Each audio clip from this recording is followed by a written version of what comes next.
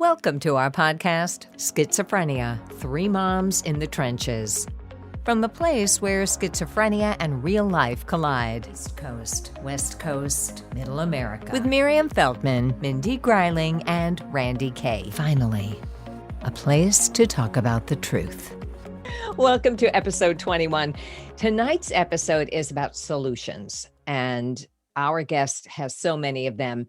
The topic is the value and the need for family empowerment now. If you have someone with schizophrenia in your family, you know how we struggle with any empowerment for the family. And our guest tonight is Michael Mackniak, who I have had the pleasure to know in person. This is about solutions. Let me tell you a little bit about Mike. And if you're watching on YouTube, Mike's right there. So Mike, you can wave, and I'm going to talk about you.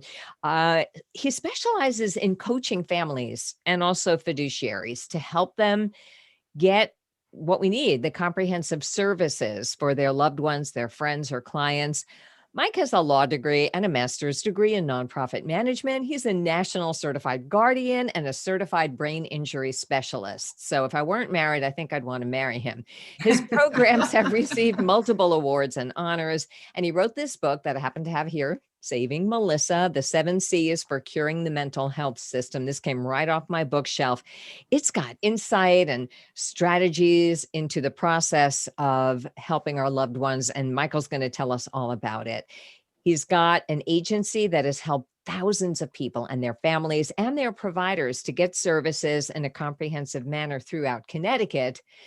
We are from all over America, these three moms. So hopefully what works for Connecticut, you can give us tips for ourselves as well. So welcome, Michael. I'm so glad to see you. I'm glad to finally be here and finally meet you ladies all together and live and in person. So thanks for having me. Thanks for what you guys do. And thanks for what you continue to do for not only your families, but for so many people across the world, frankly. I hope so. The more shares, the more we can spread the word. So I thought we would just start. I know that you have listened to our podcast and you have a pretty good idea of some of the challenges our families have faced. But I would like each of us to share maybe 2 top issues that we have dealt with or are dealing with that has to do with what you do. So since I'm talking, I will say right now what I'm dealing with is getting a fire under Social Security to recognize that my son, who, as you know, I call Ben in the book, to recognize that Ben does have a disability, even though he was working full time before COVID.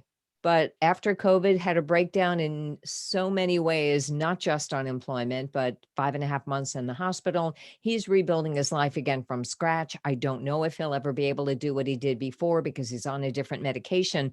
And we just need his disability payments, and they're taking forever to recognize his disability again. So that's one challenge.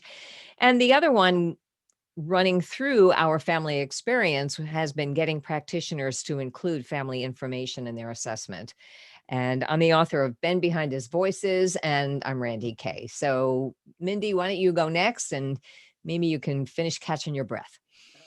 Thank you, Randy, and welcome to Mike. And since you are both from Connecticut and Mike has listened to the podcast where Randy says East Coast, West Coast, in the middle, I'm the one from Minnesota in the middle. She's holding up the shirt if you're just listening on it, and it's very glittery. Yes, it's a sparkly Minnesota t-shirt. And I am not a lawyer, Mike, but I spent 20 years in the Minnesota legislature, and it seemed like even though we're a citizen legislature, many of the legislators are attorneys. And so I feel like I'm partly an attorney after working on laws there. Don't say that. Sometimes good and sometimes not so good. But in my book that I wrote, and we're all mothers who have sons with schizophrenia who have all written books, and mine is called Fix What You Can. Oh, thank you, Randy. You're welcome. Schizophrenia and a Lawmaker's Fight for Her Son. So Randy, you asked about things we're dealing with. And so I'm dealing with our son right now. He is trying to get a job. He works, 2 to 3 hours a week at NAMI, Minnesota, but we know that's not what we mean when we say a job for anybody, including someone with a serious mental illness. And he did commit a crime when he was high and psychotic and being exploited by a person who is the one who got him into crack. That's a big part of the story in my book, but he didn't get to go to mental health court. He ended up in district court where he was charged with a felony. And now that was knocked down to a gross misdemeanor, but that's impairing his ability to get a job. Thank goodness he already had housing with a rental voucher, or he wouldn't be able to get that either with a record like that. But so I'm really going to be interested in what you talk about, because what Jim has is two organizations that are supposed to be doing everything. One is a certified community mental or behavioral health center. Those are federally funded pilots around the country, and Jim is in one of them here. They're supposed to be coordinating everything. And then he has a CADI waiver, which in Minnesota is, I have to look because I can never remember, community access for disability and inclusion. And there again, that's supposed to be coordinating everything. But things don't always get coordinated. And when things fall through the cracks, we all know that a lot of people with mental illness end up in court with a criminal charge. And that's what happened to our son. So our big thing is how to get a job when you've got a gross misdemeanor and you have schizophrenia. Okay. And we're not expecting you to solve all these problems tonight, Michael. This was, just a way for you to get to know us. So if we can just name the issues, because there are a lot of families out there who are going, they have housing for their sons. That's amazing. They still know their sons. That's amazing. So we recognize that in the continuum of trauma, there may be people who are feeling like we got it pretty good. So we want to talk to all the people in all kinds of needs, but these are the things we are dealing with right now. Mimi? Well, it's interesting. Your top two. That. It's interesting you should say that, because I was sitting here listening and I was thinking, things are pretty good right now with my son. I don't really have a huge, the main thing that I'm grappling with right now is finding him things to do. He just sits alone in his apartment all day. There's no social support. There's no clubhouse. There's no anything. But then I'm thinking that's kind of a lucky person's problem. I would throw it back to, earlier in the beginning years, where I think one of the main things that we all have come up against is trying to get help for our kids when they haven't broken a law or committed a crime or threatened anybody yet. The old loophole of come back after you killed somebody. So that's a big one that we all go through. And then also, I just think the issue of families being closed out and not being allowed to be involved in the treatment is an ongoing problem for everybody. Okay, thank you. And if you're on YouTube, I'm holding up. Oh, and I have to tell you, the paperback came out. This is the paperback just came out. Well, yours is the advanced reader copy. But now buyers can get the paperback. It just came out last week. Okay, and if you're listening on the podcast, it's called He Came In With It. And Mindy said her title, and mine is Ben Behind His Voices.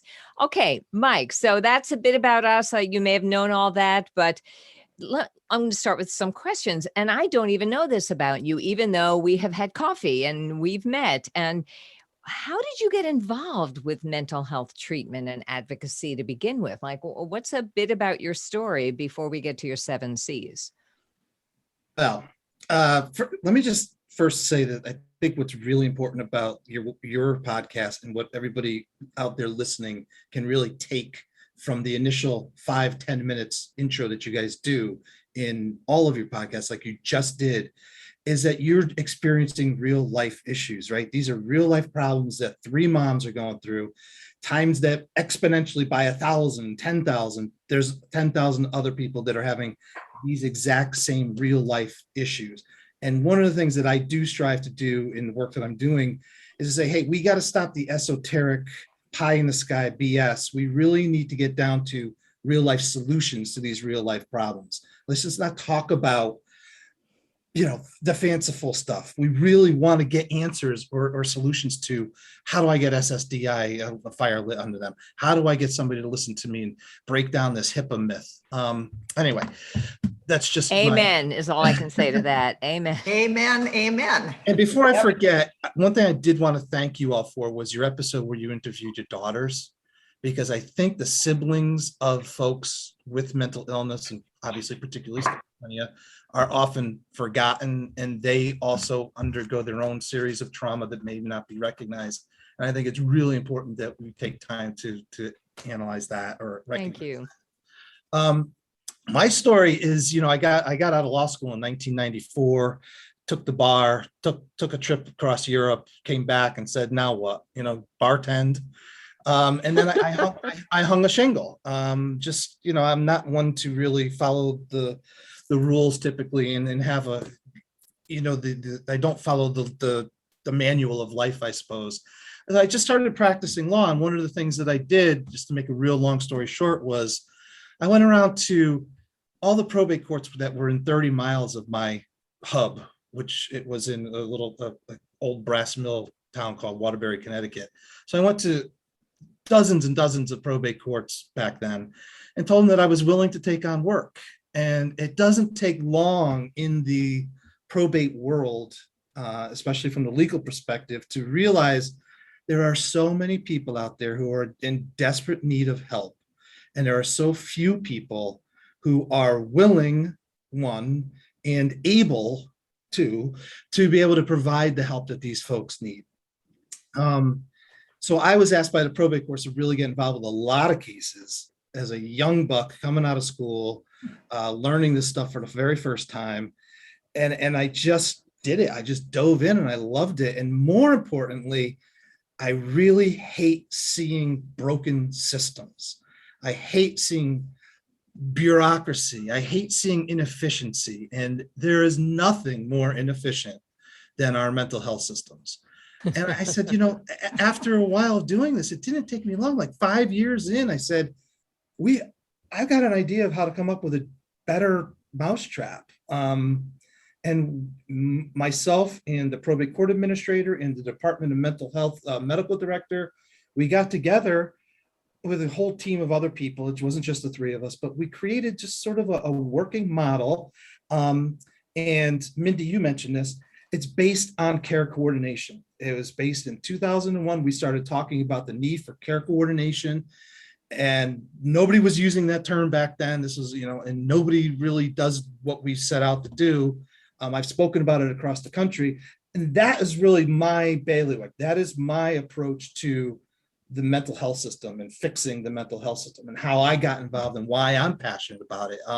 As much as it's about the individuals, helping that system work better on a macro level, 30,000 foot level, is really my, it really gets my juices flowing.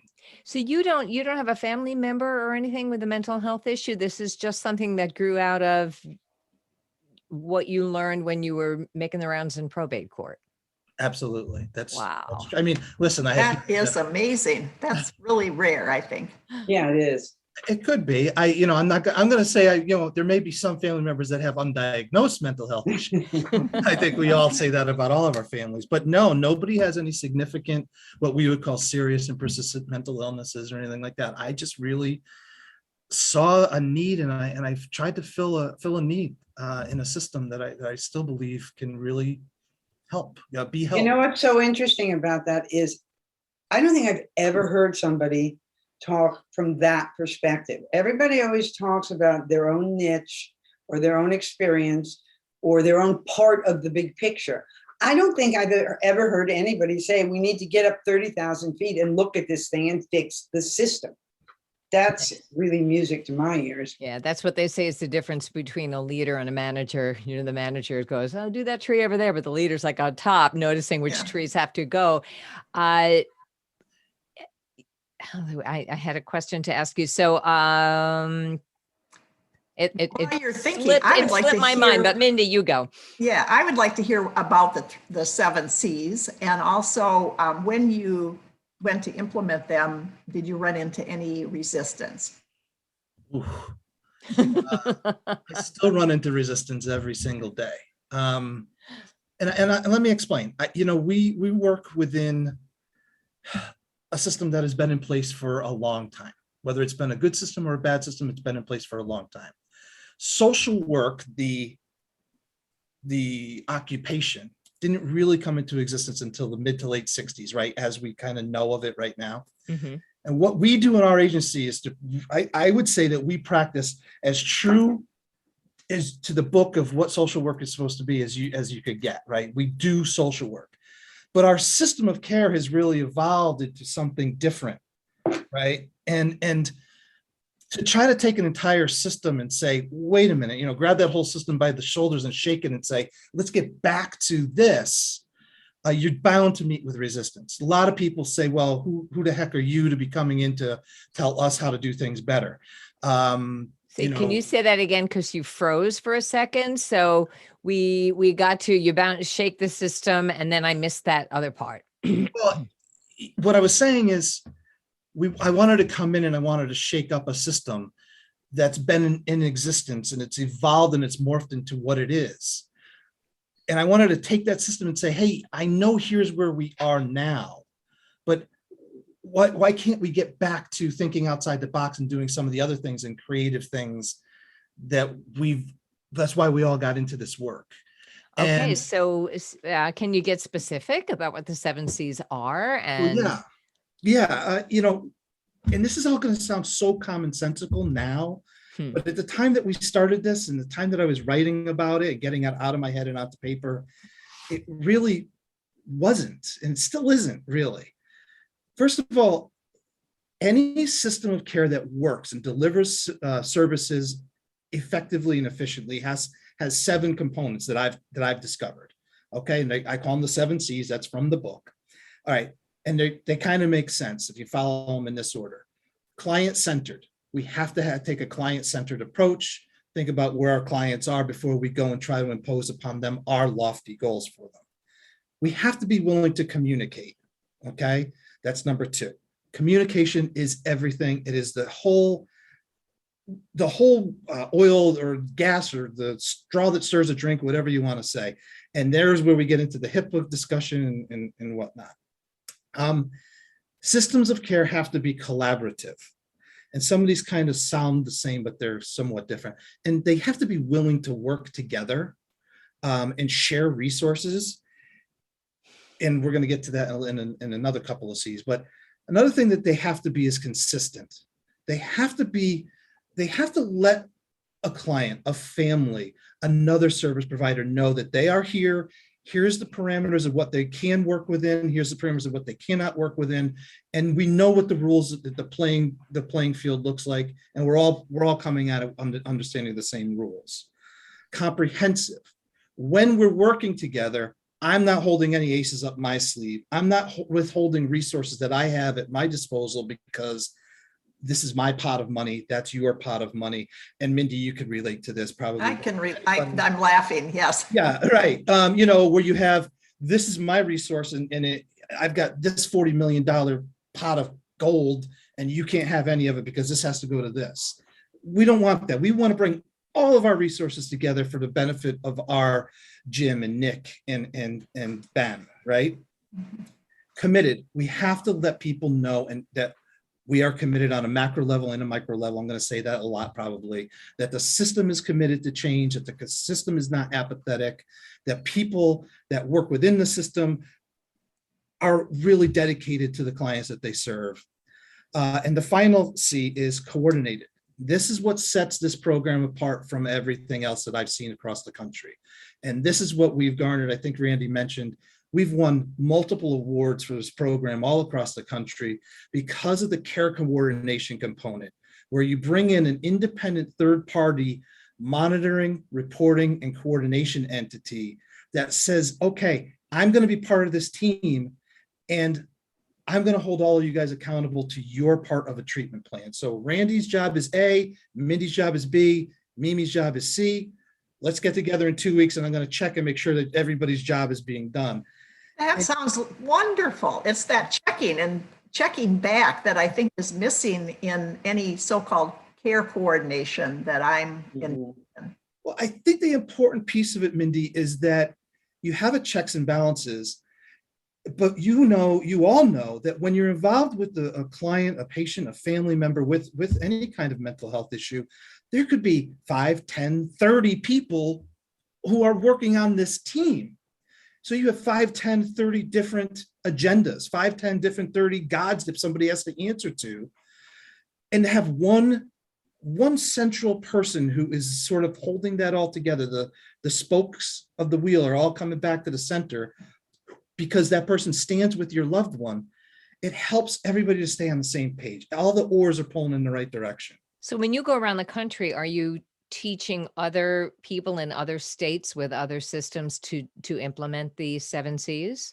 I'm sharing our model, and I'm sharing the amazing results that we've had by using this model, and encouraging people to say, hey, we should implement something like this. We should try thinking about implementing something like this. And that's my hope. That's been my hope for 20 years, is to try to get other people to say, boy, for not a lot of money, not a huge investment, we could really take this commonsensical approach to delivering these services.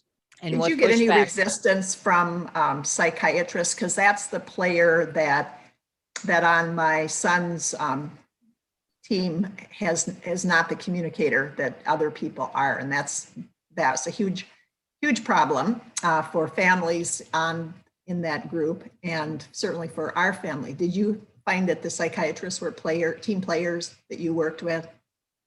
Yes and no. I can honestly say, I'm not going to just point to a psychiatrist. Trying to get any kind of medical specialist to talk to any other kind of medical specialist in this day and age is very hard. Trying to get a brain doctor to talk to a heart doctor about the same patient is very difficult to do. And that's very much the case in mental health. The resistance comes really, as I said before, from systems of care saying, wait a second, this is different. Why would we do it this way? We are the Department of Mental Health. These are all our clients. Or maybe the psychiatrist saying, hey, I'm the most educated guy in the room. I should be in charge of this team, and I'm going to call the shots. But what you find is that at the beginning, where there may be resistance to this kind of involvement, within a year, trust me, they come. Now it's like they're banging down your door because they want you on this case and that case and this one. And it's remarkable how people change their opinion of us and see us as that collaborator. And we really help to kick doors down that other people don't have the ability to do. Like, I don't have a dog in a fight, right? I'm not beholden to anybody. So I will say things that other people won't say. Maybe that's my personality, right, Randy? I will say things that other people won't say. I can get away with, making people angry, and I'm putting it nicely, because I don't have the same dog in the fight that other people might. So eventually it's amazing how what collaboration this creates. It's really amazing. It blows my mind. It really does. So I know Mimi has a question, and Mindy has a couple more, but I just want to clarify something. So, and now I have never used your services, except I think I may have gotten planned through you. Yeah. So I think that's how I met you initially, when I set up Plan Lifetime Assistance Network, so that when my husband and I go, my money won't have to be handled by my daughter. But other than that, I have not used your services, though I have often wanted to. But is this for rich people? Like, how do people hire you? Or are you covered by insurance? Like, how does somebody find somebody like you? We have listeners all over the country. How do we find a coordinator that does what you do? Well, the sad thing is that our type of program is not nationwide yet, right? As much as I've strived very hard to make it so, it has not been globally accepted because of a lot of the issues that we've already discussed. Right. We have a contract with the state of Connecticut to do this work. For people who are fit that criteria, they can get our program for free. Okay. We also looked at it and said, there's unfortunately, the very rich can pay for a lot of services, right? The very poor can't pay for it, but there are a lot of services available to them if they can get into the system. And there's the rest of us that are right in the middle who, we're kind of left out. So we designed a program that is a fee-for-service program where we're going to do this kind of care coordination for that middle of the road family who needs our help. And I don't, expensive, let's put it this, I mean, our charges are basically between $6,000 and $12,000 per year for this type of coordination service. So when you look at the overall cost of what you have spent to do the work that you've done, I mean, just probably in the last couple of months, you've probably taken $6,000 or $12,000 worth of that kind of dollars. So we are not expensive by any stretch. Now, some people would say, "Oh God, forget it. I can't even listen anymore. It's out of my range." But that's what we've found. It costs us to do the work for our state clients, and we thought it only fair that we replicate that for people who do not qualify for the free service and utilize basically that same price point. Right. And I will mention, I know what I wanted to say before, that by the end of the podcast, we'll be sharing links because you do have free tools, free resources, free webinars for families that want to learn some of the tips that you've come up with. So this isn't a commercial for your agency, but knowing about your agency is so important because that model is important, and maybe change the way people think. I actually made a 3 Moms link for your listeners too, so they can get resource that we have available. So. I saw that, and that will be in the description of the podcast, and we'll also say it out loud at the end of the podcast. So, okay, Mimi, did you want to? Well, I'd like to get a little bit back to the family and this whole issue of family involvement. And I'm wondering, why do you think family empowerment is so important? And are there core concepts there too? Listen, I've done the work, as I said, on a macro level, looking at the big picture, the forest instead of the individual trees for so long. And I see the systems can change, but I firmly believe that the systems cannot change and will not work without the assistance of the families. You guys are, yes, we have soldiers on the ground, right? But you guys are the total intel that helps what those soldiers can do. Without family help, without good family involvement, the rate of success that you guys, I think, talked about in your last episode or one of the episodes, without family involvement, the rate of success is drastically diminished. And I think that needs to be heralded. It needs to be shouted from the rooftop. So I just don't think that we as a country, as a society, have the money, the time, or the patience to put the time in and put the effort in. And without families doing it, we're really going to be in big trouble because this is the tip of the iceberg. So how do you assist families in getting around or through all these HIPAA restrictions and the unwillingness of doctors to let us in? This is going to be a sort of a bad word to use, but I really think that having a discussion like this and educating people, and I use that term so cautiously, educating people, just talking to people about their particular case, the situation that they're in, and every single case is different. We all know that. But having the discussion about what's going on with your case, Mimi, and what HIPAA issue are you running into today, and what we can do and who we could try to impress upon to change their mind about your involvement and your contribution as the team leader, as the person to go to, is so important. I break it really down into three things. I think that family members have to regroup. First of all, you got to take a deep breath at some point, and you have to say, okay, I've got to get strength. I've got to get courage to turn inward and look at what's going on and what I want of this situation, how I want this to change. Introspection takes courage, right? But then when you start doing that introspection, I think you really have to say, what did I want for Ben? What did I want for my son? And what do I think of us as a family? Because no matter what happens, the mental illness that you're going through cannot define your family, and it cannot define you and who you are as a person. Otherwise, all is lost. And then finally, how can you take that connection to what grounds you, that core value, that core purpose, if you will, and use that to be an influencer and to really persuade and cajole and do whatever you got to do to help the team, help you, to help your team, help your family, and especially to help Nick and Jim and Ben and all the other Nick and Jims and Bens of the world.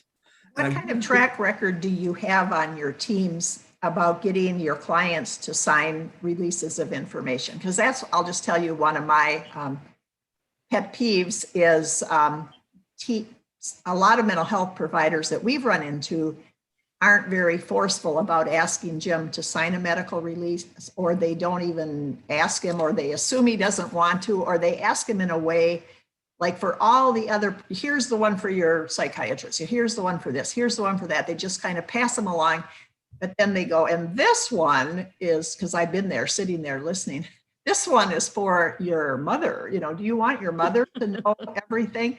Or do you want your father to, or not? It's kind of asked like that.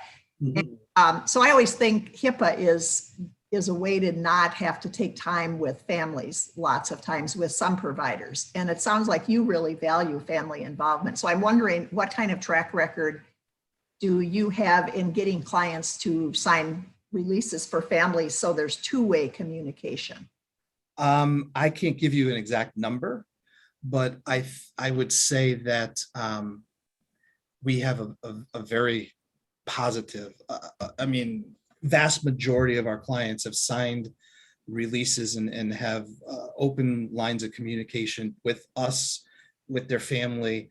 If you think about our role, we're actually a conduit between family, service provider, fiduciary, and patient.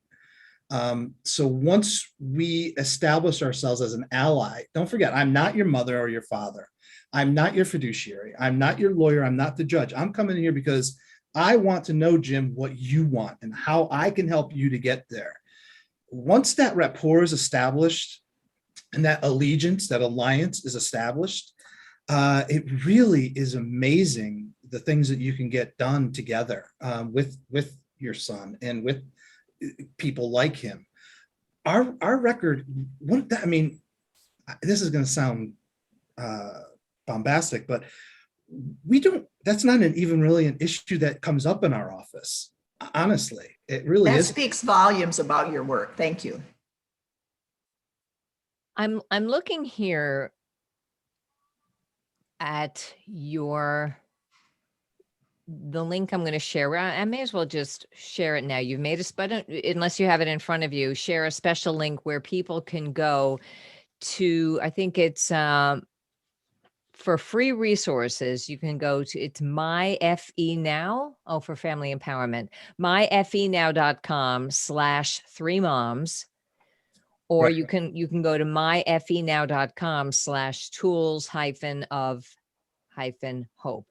And some of the things I'm reading here is like, if you want to stop being caught unprepared when the next crisis hits, get ahead of the chaos and figure out who you need to talk to, consistently get a good night's sleep, stop worrying. That's a webinar that you are offering. And then the Tools of Hope is a free download designed for people overwhelmed with the challenges associated with mental illness in their family.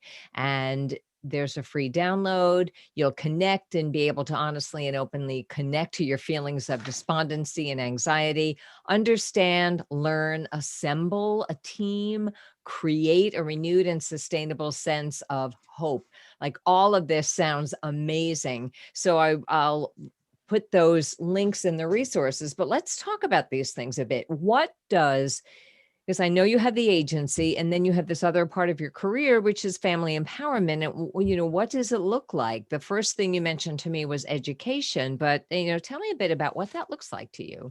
Well, I think that you hit on the word that we all hit on, sort of independent of each other, is this concept of hope. I asked my right-hand man and my left-hand man, Sarah and Angela, in my office. They are the other legs of the stool. They are my work wives. I said to them, what do we have in our arsenal that I can give to people that they could use right now, that they absolutely can implement, and that will really get them feeling like they're making progress or gaining traction, and that they're in action. And both of them, independent of each other, told me that we have to give them hope. And I'm like, well, that doesn't help me. What am I going to just offer them a box of hope?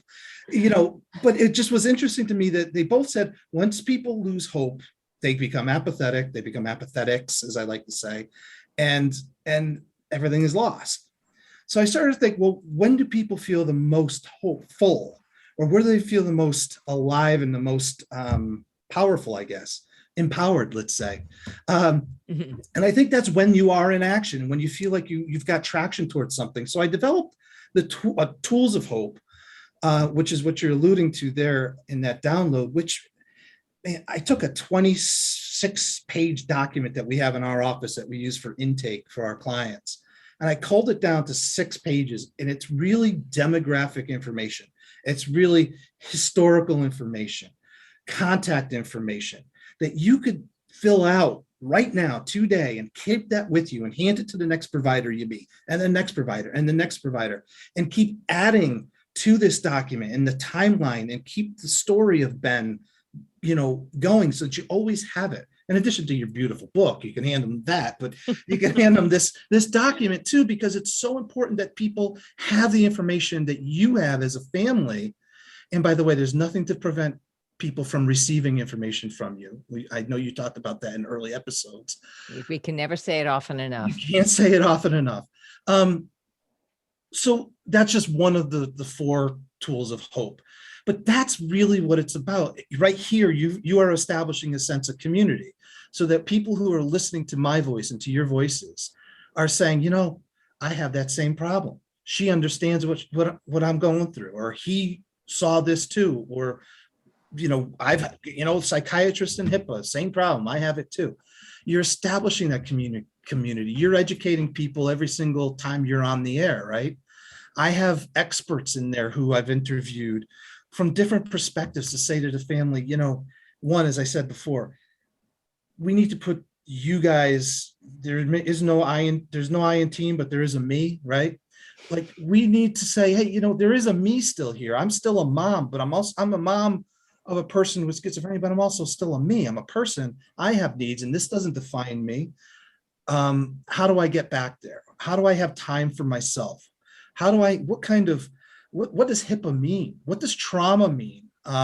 Basic definitions, just really good educational tools, courses, articles, from all over the world, and not just stuff I write, but other people we share, and just really having things trickled out to people in a way that's consumable, that they're not Googling their fingers to the bone and winding up with more questions than they started with, which I think is very true of a lot of parents. It just means having information at your fingertips, or knowing where to go to get an answer when you need it. And I think that's so important for so many people who are not sleeping at night. Well, something else that stems from that too, I think, is, when I look back, Nick's been sick for 20 years now, and I know I've done my best, but what keeps me awake at night is all the lost time, all the missed opportunities, not because I didn't try, not because I wasn't on it 24 hours a day, but because there was no map. And with schizophrenia, like many diseases, but certainly with schizophrenia, lost time is further decompensation, is further degradation of the brain, is further advancement of the disease, and you can't get that back. If I'd known 20 years ago what I know now, I'm absolutely convinced that his trajectory of his illness would have been different and better. And as you know, Mimi, there's no way to definitely say that, but you know your son, and you know how it impacted him along the way. I mean, there's a woman that's on our website. Her name is Mary. Her son has been going through this for almost 40 years. And I'll never forget the time I was at a NAMI meeting as a guest. They asked me to come and speak.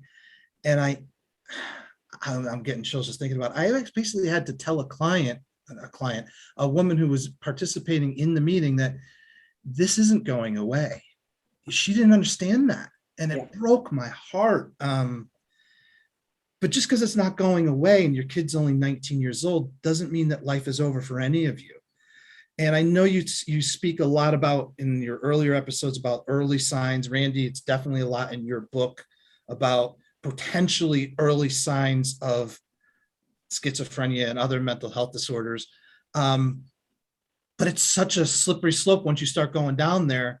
I could convince myself, if I go on WebMD right now, I can convince myself that I've got every kind of cancer under the sun, Right. And every weird tropical disease there is. So we got to be careful about that.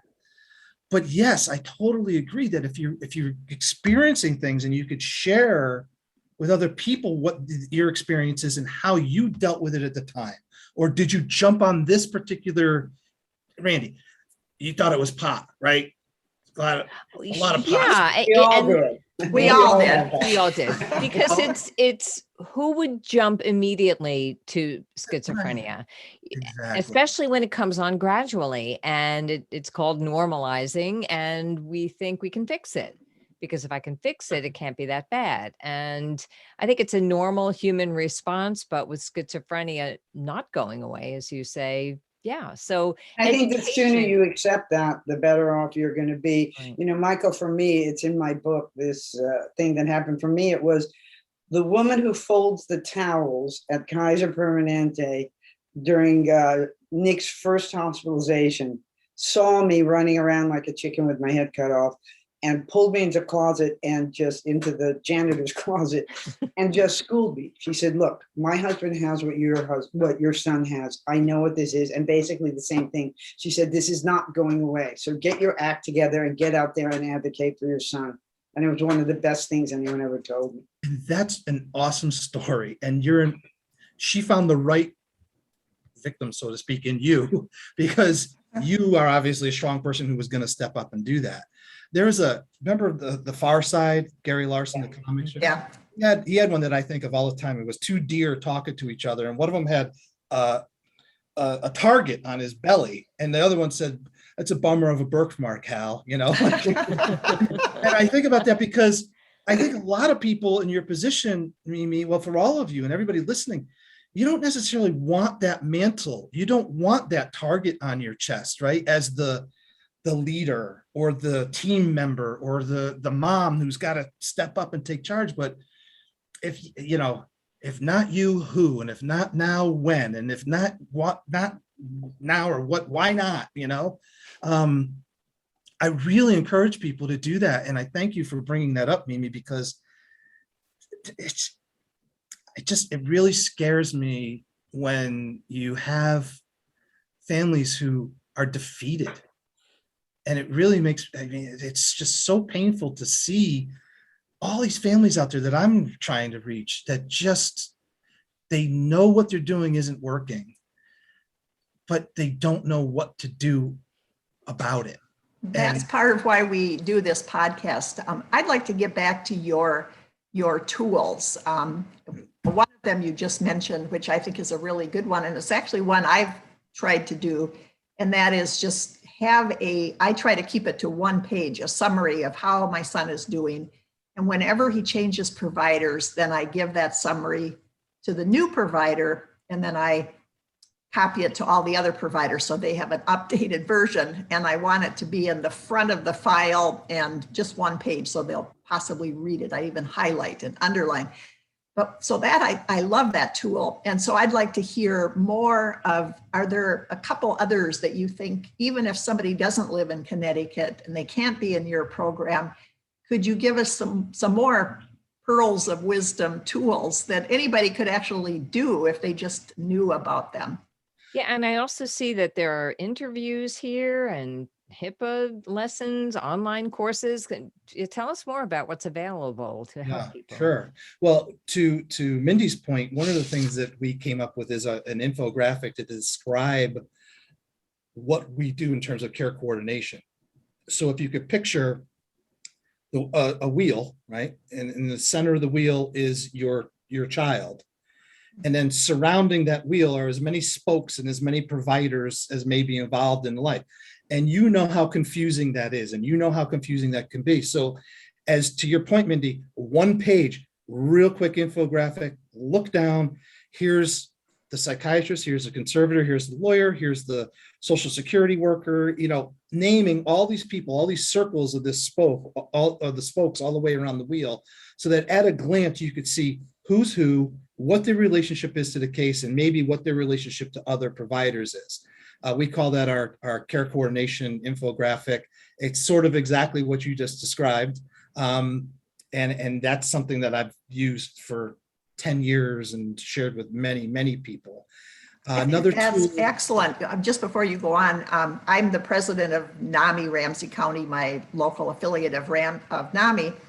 And just next year, we're going to ask our county to do that, because these are all very active parents, leaders, strong people. They're not defeated. They're activists on our NAMI board, but they don't all know what is available in the mental health system. And so we're going to work with, try to get a chart from our county, have meetings about it, see where there are gaps, and see where we can advocate with our county. But I was shocked, actually, because I've been around like Mimi and Randy, for 20 years working on all these things, and that there were so many people that weren't that far behind me with their children's illness who don't have that big picture in mind. So I think it seems obvious, but it's not. Very important. The number of people who are involved in some way in the mental health community who don't know what's available. I mean, people that never even heard of schizophrenia before, people who've never heard of the Department of Mental Health before. It blows my mind. Mm-hmm. Another tool that I have is that's easy to download and you can have is just basic definitions. We throw around all these words all the time, right? Even when you're talking about in-home care. What's the difference between a CNA, a VNA, an RN, and LPN? Just so definitions here. Here's some simple definitions that you could have just to have them. Another thing that I want to give people is whenever you go to a meeting, a case conference, a whatever for your loved one, I want you to have the 7 C's, right? And I have an infographic about that, and make sure that your focus is based around these 7. But also, here's questions based upon these 7 C's and a way to establish a regular way of communicating with people so that we're all speaking the same language. And here's 10 basic questions that every time we get together, we should ask each other and have answers to, just so we know we're all on the same page. And that's one of the downloads in this free Tools of Hope. And by the way, it's been downloaded thousands and thousands of times all across the world, which I can't believe. I'm really psyched to be able to say that. When you finally see international things happening, it's kind of I don't know, makes you, skip a beat, but well deserved. What's that? Well deserved. Yeah, it's pretty cool. It's pretty cool the reach that you can have and with a podcast or with this type of thing. So there are things that people can have and people can do. As I said, as Randy was saying, I've interviewed people that are friendly with me from across the country that I know from this work, just to throw your expertise into this. Help me to make making a decision is a horrible thing, right? It's a horrible place to be where you're making some really tough decisions for a loved one. Well, how can we do that with, what's a formula that we could use that's a bulletproof formula for making a decision? Or what are some tools that we can use to help make a decision with our loved one? God forbid, we actually include our loved one when we're making decisions. Mm-hmm. I'm saying that obviously very sarcastically because it makes me crazy when that happens. How do we have conversations with our kids about their illness in an adult fashion where there's not tempers flaring and there's not, strife? There's, what tools can we use for that? I mean, that's very important. You don't want to live in a house walking on eggshells in your own home. So how do you establish what's good and what's not good and have those conversations? This is all the kind of things that I really want families to have. Siblings, as I talked about before, they're brothers and sisters. What's fair for them to expect of their. And this is all at the links that you gave us. Just the Tools of Hope is one link. the webinar, when they download the Tools of Hope, they will get an invite to the webinar, and I'm doing it and it will be evergreen, so they'll be able to, your listeners can have that. And then I have a program that they can get involved in that has a lot of the stuff that I'm talking about as well. And this is, wow. That's Mimi, all. actually we're coming up on close to an hour, so I want to make sure we get it all in. And I just see here that you said there's community. So are there blogs? Are there places people can comment and talk to each other? And you have a Facebook page too, do you not? We have a Facebook page, but what we've done is, experience is that people don't necessarily want to share a lot and be really out there in Facebook, in social media per se. So what we did is we created our own Facebook. There's a platform out called Mighty Networks. So you could create your own, for lack of a better word, Facebook-like community. And we've done that. We've created it. So we have in there podcasts, we have blogs, not podcasts, but blogs. We have articles. We have sort of like weekly questions. We have sort of. Can anyone access this? Yeah. It's at myfenow.com. And there's a free membership, and then there's other levels of membership that people can get into.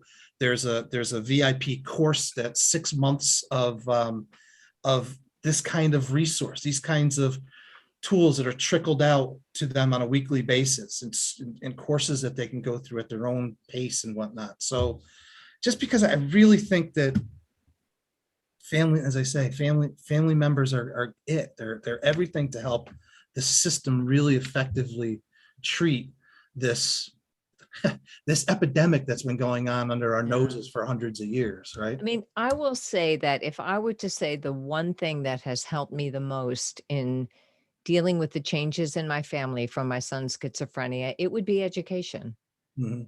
Just learning about it. And part of education, really, you can't separate it, is community and support. That's why for me, NAMI Family to Family was and is so powerful, because I learned things that no one ever taught me. No one ever, why would they? Hopefully you never need it. Other people's books have helped, but to have these things available online is huge. Do we have any last final questions, burning questions that haven't been answered, or final words to Michael, I'm going to let you have the very last word. And so since I'm talking, I'll just say, for me, if you're a family member and you're dealing with someone with schizophrenia, get as much education as you can. That's going to help you so much. And I won't say demanding, but I will say insisting that they receive information from you, even if they don't feel they can give you information. Those things will help you begin to coordinate the care of your loved one. And I will say thank you to Mike, because you're helping with the education that Randy is talking about. And I'm especially glad that HIPAA is one of the things you educate about. Obviously, you're modeling it because most of your clients sign releases, and that is a testament to how you present them and how you feel about them, and you're not threatened by parents when you have all this parent empowerment in your education that you do. So I think that's maybe, one of the single most important things that you do, is educating people about HIPAA so they can communicate, and then you do communicate. Because I was a teacher at one time, and I always knew that if I worked with parents, even though some of them might take a lot of my time, eventually we could have a streamlined relationship. I could quickly contact them if I needed something, and it worked out so much better for the student. So new teachers have to learn that, not to be threatened by parents, and to involve them. It makes everyone's job easier and the students do better. And to me, that's exactly what you're doing with the mental health system. So thank you. Thank you. Yeah, again, what I said before, for you to say you're looking at this system that doesn't work well and you don't like that, you want to fix the system. Thank you. because that is what's needed. And that's, from the beginning of this for me was just for years of going, I can't believe this is how this works. How do I figure this out? It's because I'm smart. I went to college. I have resources. And it's like, I felt like I was down the rabbit hole. And I think for me, privileged, white, middle-class woman, I'm way ahead of the game to begin with. What about everyone else who doesn't have those 3 steps ahead for them? And this is what we need. We need to educate people while simultaneously fixing the system. So thank you. Thank you all. And, I as I said, now I think I'm kind of a industry insider now. Like I'm not a parent, I'm not a consumer, as they say, of these services. But I would say from the perspective of being a provider, or at least a service-oriented team member, I say thank you to you all for your leadership role, for your chutzpah, and for the work that you're doing to encourage other parents to do this, because I say thank you to the parents who want to get involved. I say thank you to the families who are willing to stick in there with their loved ones, because that's not always the case either, guys, unfortunately. So, to me, it's a no-brainer. It's almost silly to say thank you to a parent. You guys are just, without parents, without family, we're all lost. And that is absolutely true for the work that I do. You and the families that are listening make it possible to get progress. We're not going to cure necessarily, but we're going to make progress. And we can't be reactive. We've got to be proactive. That's a great message. This is Schizophrenia, 3 Moms in the Trenches with Michael Mackniak. His website is michaelmackniak.com. You can also, especially in Connecticut, but you can go there anyway, guardian-ct.org. And free resources are available at myfenow.com/3moms or /tools-of-hope. And thank you for joining us. Thanks for having me again. Hey, thanks for joining us for this episode of Schizophrenia, 3 Moms in the Trenches with Randy Kay, Mindy Greiling, and Miriam Feldman.